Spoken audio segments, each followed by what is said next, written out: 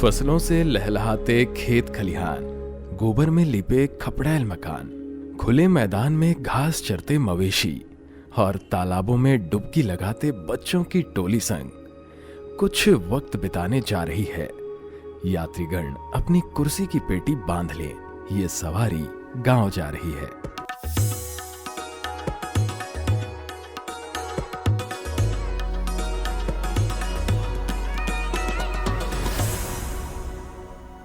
जब हम शहर की बड़ी बड़ी इमारतों से, उसके शोरगुल से परेशान हो जाते हैं तो कुछ पल सुकून के बिताने गांव चले आते हैं।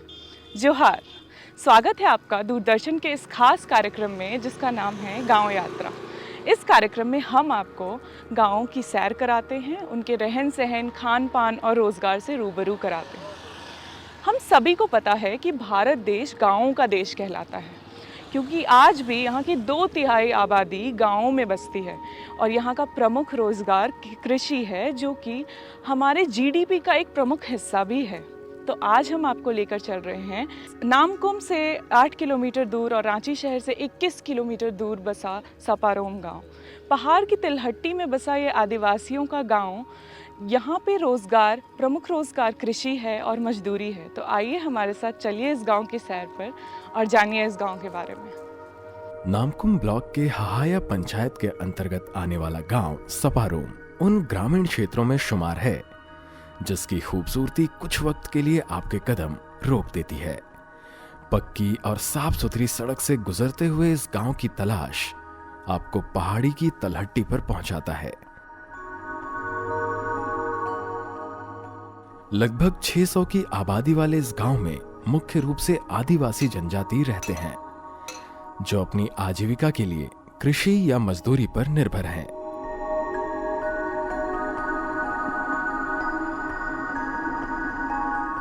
शहर को पीछे छोड़ जब आप सपारोम में प्रवेश करते हैं तो यहाँ मौजूद विविधता इंद्रधनुष में मौजूद विभिन्न रंगों की याद दिलाती है।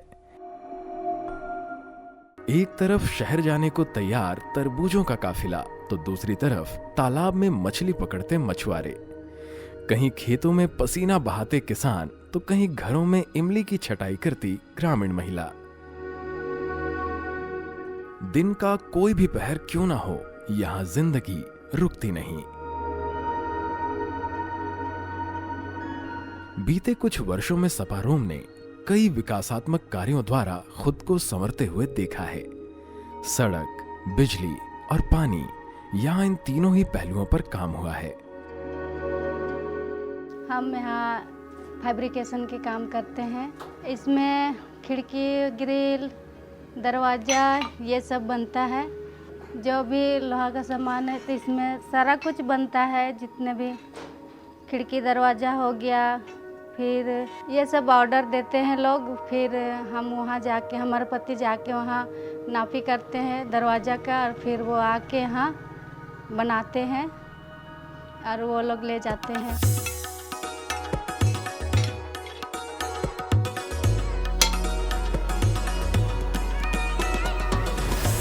हर घर नल योजना के अंतर्गत कई घरों में नल द्वारा पानी पहुंचाया जा चुका है।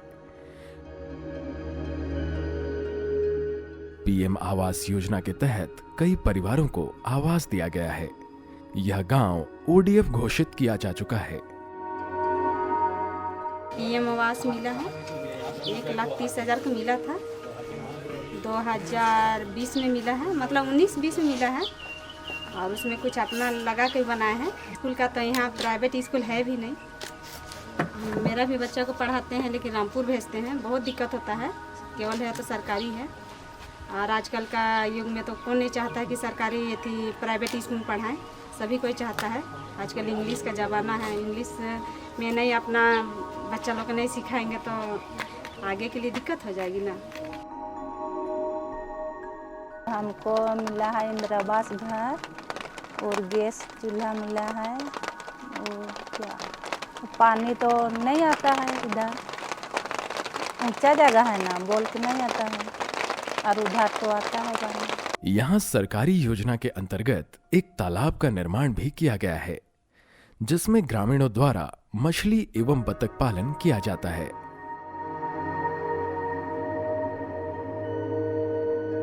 ये तालाब जो आप यहाँ देख रहे हैं, ये सरकारी योजना के तहत गांव वालों के लिए बनवाया गया।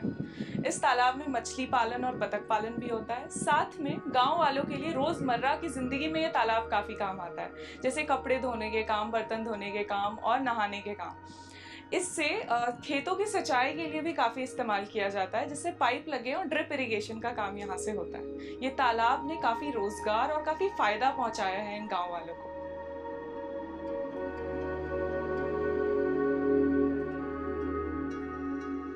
मेरा तालाब भी है तो मछली पकड़वाते हैं और रामपुर में बेचवाते हैं, यही लोग को दे के। और कुछ और रोजगार नहीं है, खेती बाड़ी है तो कुआं का सुविधा नहीं है।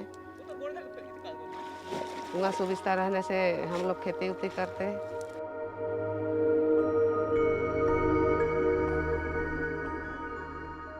अब भूमि संरक्षण निदेशालय, उन लोग से मेरा संपर्क हुआ और मैं उन लोग के पास अपना आवेदन दिए और उन लोग हमको सहायता किया और जैसा बनने का था उस तरह उन लोग बनवा दिए और मैं अपना तरफ से अपना अंशदान भी जो था उसको दे दिए।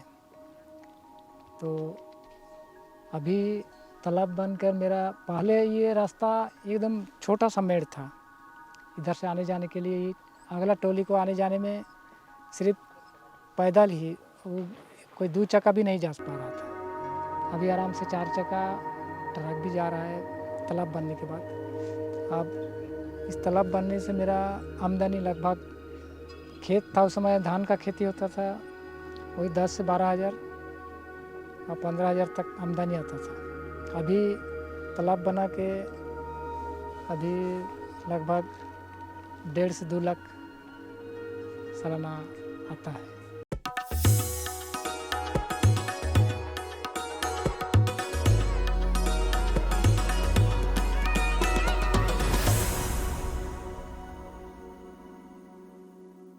यहाँ कुछ ऐसे भी किसान हैं जिन्हें खेती के लिए सरकार द्वारा निर्मित कुआं दिया गया है।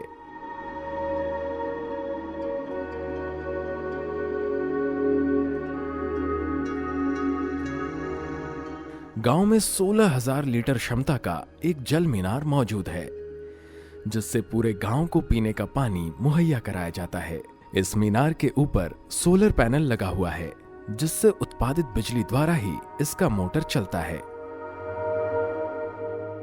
ये जो मेरे पीछे आप देख रहे हैं, ये सपारोम गांव का जल मीनार है। यहाँ के ग्रामीणों की जो पेयजल की पूर्ति है वो इसी जल मीनार से होती है। मज़े की बात तो ये है कि इसके ऊपर जो लगा सोलर पैनल है, उसी से सारा मोटर चलता है और गांवों तक पानी पहुंचता है।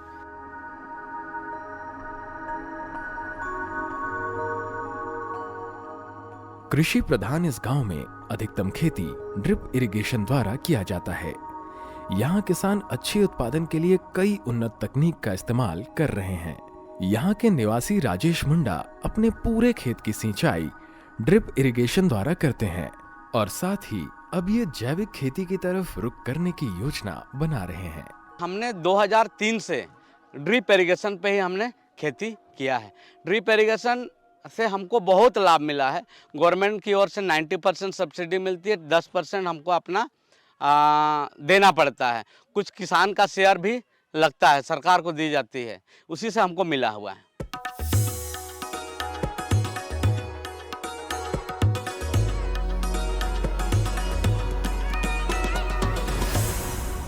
सिंचाई मेरा खेत में होता है, एक ठो तो इरिगेशन, ड्रिप इरिगेशन लगा है तालाब से, और एक ठो घर जगह जो बोरिंग है उससे भी होता है। सपारोम में सरकारी एवं गैर सरकारी संस्थानों द्वारा अलग अलग मुद्दों पर काम किया गया है।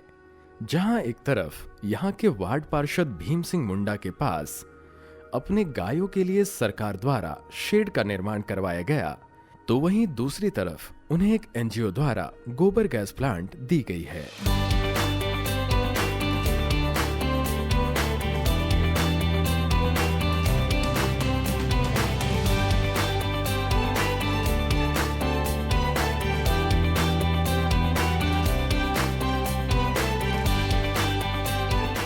पहले मेरे यहाँ एक गाय खरीदे थे। एक गाय में हमको शुरू में एक बार लगा था कि उससे कुछ नहीं होने वाला है। तब वो लोग से डॉक्टर आए, अब उनके बारे में बताए, इनको ऐसा खिलाना है वैसा खिलाना है। तब उसे करते करते फिर और एक ठो लिए, फिर करते करते हम 4 से 5 किए थे, तो 5 में एक खो उस तरह का वो डेट हो गए और अभी 4 है। 4 में लगभग एक आदमी का जैसे मजदूरी करने जाते हैं उससे करीब करीब 2 गुना फायदा होता है हमको। उसके बाद ये बायोगैस वाला से संपर्क हुआ, वो तो एनजीओ तरफ से है ये। तो ये बोला कि ये एक फायदेमंद चीज़ है, आपको हम लोग बनाने के लिए बोल रहे हैं। अब ये लोग भी बोले, तब पहले वो वाला ड्रम से शुरू किए थे, वो वाला ड्रम में सक्सेस नहीं हो पाया, तब यहाँ शुरू किए वो वाला, अभी जो है उसमें शुरू किए। तब वहाँ बोले कि इसमें 60 मीटर तक ही ये जा सकता है, तो बोले कि आपको किचन यहीं बनाना होगा। तब हम लोग किचन खड़ा किए यहीं। यहाँ की महिलाओं द्वारा कई स्वयंसेवा समूह का गठन किया गया है, जिसके द्वारा न केवल बेहतर तरीके से वो बचत कर पाती हैं, बल्कि समय समय पर अगर उन्हें लोन की आवश्यकता पड़ती है तो समूह द्वारा निर्धारित मामूली ब्याज पर इन्हें लोन भी मुहैया कराया जाता है। जैसे कि अभी समूह है तो हाँ बहुत लेन देन की बात होती है और प्रॉब्लम भी बहुत होती है, और बहुत सारा प्रॉब्लम होती है, जैसे बिजली हुई, पानी हुई, और जैसे कोई तबीयत ख़राब होता है तो गाड़ी की सुव्यवस्था नहीं है। प्लस में हम लोग का यहाँ लाइट ख़राब होता है तो साल में भी देखने के लिए कोई नहीं आते हैं। रास्ता ख़राब थी तो आए, देख के चले गए। पानी का समस्या तो आप लोग जान ही रहे हैं, जैसे तालाब है पानी सूख जाती है, बोरिंग है, बोरिंग में पानी नहीं आती है, घर घर किसी का बोरिंग का नल गया है लेकिन पानी नहीं जाती है। बहुत सारा ऐसा सुविधा है, और जैसे कि दुकान नहीं है हम लोग का यहाँ, कुछ चीज़ का इतना बड़ा बड़ा है तकलीफ है जो कि नहीं कर पाते हैं। समूह का नाम गुलाब महिला समिति है। सप्ताह में बैठते हैं, 15 दीदी हैं और वहीं पैसा जमा करते हैं, उसी को लेन देन करते हैं।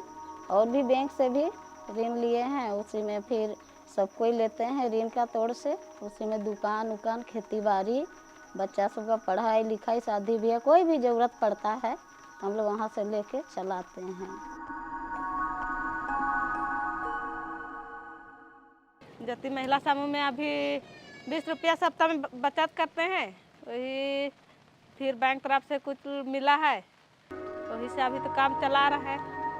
पहले तो ऐसा नहीं था, पहले तो किसी को पैसा मांगते थे तो नहीं है बोल के नहीं देते थे।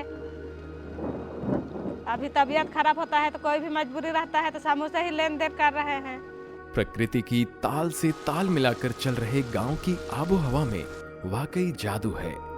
यहाँ का ऑक्सीजन स्तर 98% है। यहाँ पहली बार 0 कार्बन एमिशन वाले घर का निर्माण किया गया। सुर्खी, गोबर, मिट्टी, गुड़ और नीम के पानी से बने इस घर के निर्माण में पूर्ण रूप से गांव की महिलाओं का योगदान है।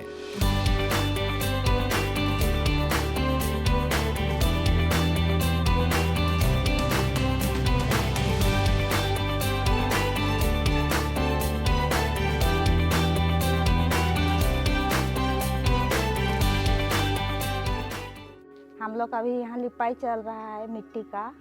अब बरी से मिट्टी है, बरी डाले हैं, उसके बाद मिट्टी से लिपाई कर रहे हैं, गोबर डाल के और दीमक मारने वाला दवा मिला के, और उसके ऊपर में हाँ चूना भी डाले हैं, उसके ऊपर में फिर और एथी सीमेंट डाल के एथी चिकनावट करेंगे। ऐसे ही काम होता है ये मिट्टी से। उसमें पाउडर डालते हैं, चूना वगैरह डालते हैं और लिपाई का काम हो रहा है। इसको ऐसे 20-25 मिनट लगता है बनाने, घर बनाने में तो लगता है ज़्यादा ही दिन लगता है।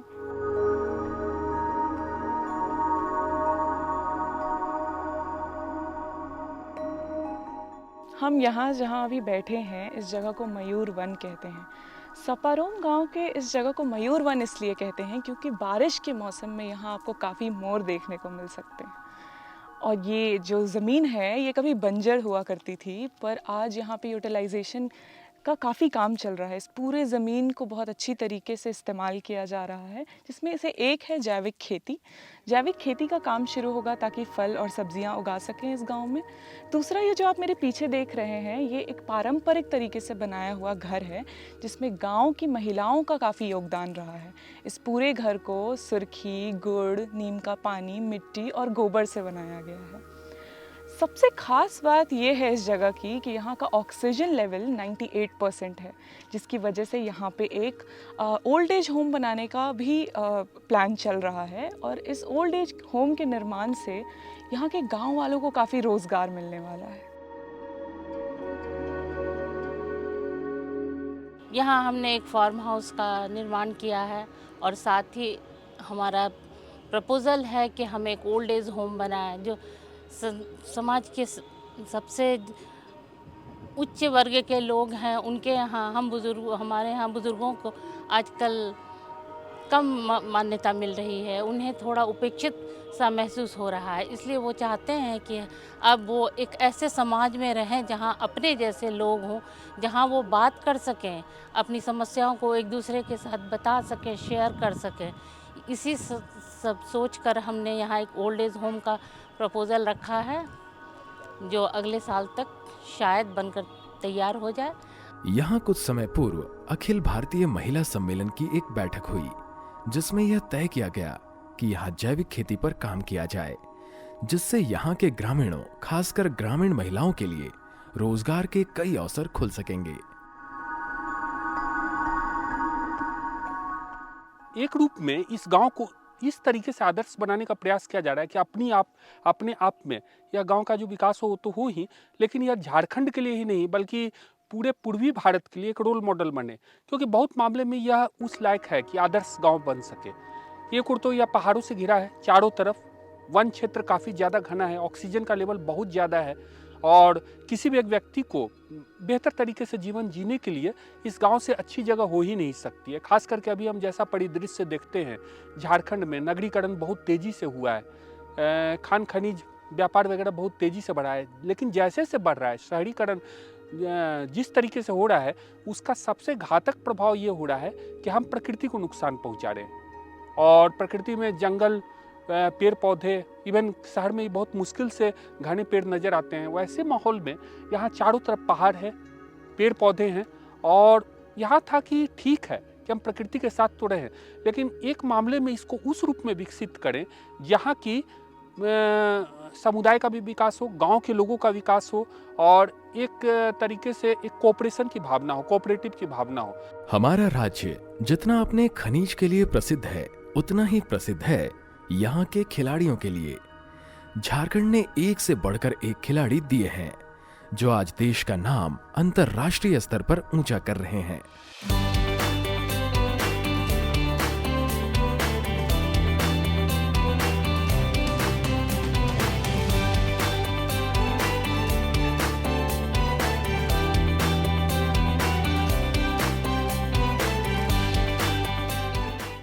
सपारोम के युवा खिलाड़ी जब मैदान पर उतरते हैं तो उन्हें खेलता देख यह विश्वास हो जाता है कि अगर इनके मेहनत और हुनर को बढ़ावा मिले तो आगे जाकर ये अपने गांव और अपने राज्य को प्रसिद्धि की नई ऊंचाई पर ले जाएंगे।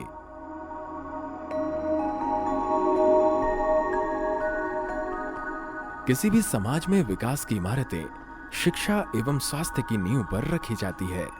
सपारोम इन दोनों ही पहलुओं पर कमजोर दिखाई पड़ता है। इस गांव में राजकीय प्राथमिक विद्यालय मौजूद है जहां कक्षा 5वीं तक की पढ़ाई होती है। हालांकि जब आप ग्रामीणों से बात करेंगे तो उनका कहना है कि यहां होने वाली पढ़ाई से वह संतुष्ट नहीं, इसलिए कई ऐसे परिवार हैं जो अपने बच्चों को पढ़ाई के लिए गांव से बाहर प्राइवेट स्कूल्स में भेजते हैं।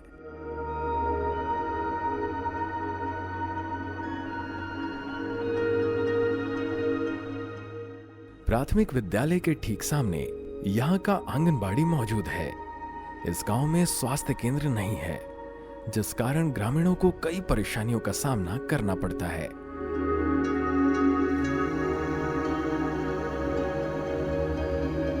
इस गांव में विकास के कई पहलुओं पर काम हुआ है और कुछ कार्य वर्तमान में प्रगति पर है, किंतु हमारा जितना ध्यान विकास ने आकर्षित किया, उतना ही यहाँ मौजूद चुनौतियों ने भी।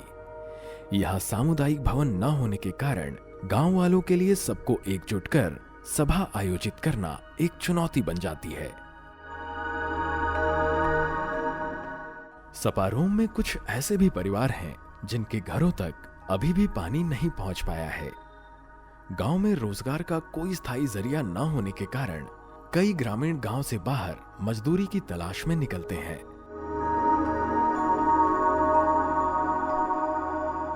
गांव तक बिजली तो पहुंच गई है, किंतु कई ग्रामीण बताते हैं कि अक्सर यहां कई दिनों तक बिजली नहीं आती। ये कुछ ऐसे पहलू हैं जहां विकास की गति ठहरी सी लगती है। आज आपने हमारे साथ सपारोम गांव की सैर करी। इस गांव में काफ़ी कुछ काम चल रहा है। पारंपरिक घर से लेके ऑर्गेनिक खेती की तरफ भी यहाँ किसान आगे बढ़ रहे हैं। उसके साथ साथ यहाँ गोबर गैस के भी प्लांट लगाए गए हैं, जिससे कई किसान अपना फ़ायदा उठा रहे हैं। इस गांव में जिस तरफ काम करने की ज़रूरत है वो है शिक्षा। यहाँ पे एक स्कूल है जिसमें 5वीं तक की पढ़ाई की जाती है, पर अगर इस पे थोड़ा और काम किया जाए तो यहाँ के बच्चे और बढ़िया करेंगे और काफ़ी आगे जाएंगे। जहां से सपारोम की सीमा शुरू होती है, वहां भगवान बिरसा मुंडा की एक प्रतिमा स्थापित है। उनकी प्रतिमा उनके द्वारा कही गई कई बातों की याद दिलाती है। इनमें से एक है उनका हर वर्ग एवं समुदाय के लोगों को साथ लेकर आगे बढ़ने का संदेश। हम जब भी भारत को विकास की नई बुलंदियों पर ले जाने की बात करते हैं, तो हमें याद रखना चाहिए कि हमारे देश का विकास सपारोम जैसे लाखों गांवों के कंधों पर टिका हुआ है और बिना इनके सहयोग या बिना इनको विकसित किए हुए यह यात्रा मुमकिन नहीं। सपारोम जितना अपनी खूबसूरती से लुभाती है, उतना ही इस गांव में मौजूद क्षमता इस बात का आभास कराती है कि अगर सही तरीके से इसका इस्तेमाल किया जाए तो कुछ ही समय में यह एक मॉडल गांव के रूप में विकसित हो सकता है।